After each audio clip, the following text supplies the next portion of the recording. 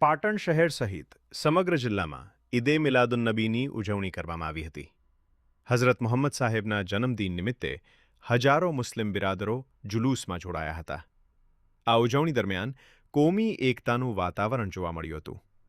સમી, સિદ્ધપુર, રાધનપુર, વારાહી, સિધાડા, સાંતલપુર, વડાવલી, ટાકોદી અને કાકોશી કોશી સહિતના વિસ્તારોમાં પણ ઉત્સાહભેર ઉજવણી થઈ હતી.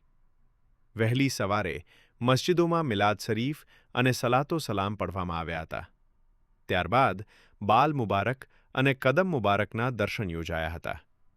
સમગ્ર વિશ્વને સદ્ભાવના, એકતા, શાંતિ અને સ્ત્રી સન્માનનો સંદેશો આપનાર ઇસ્લામ ધર્મના મહાન પયગંબર હઝરત મુહમ્મદ મુસ્તફા સાહેબના જન્મદિન નિમિત્તે આયોજન કરાયું હતું.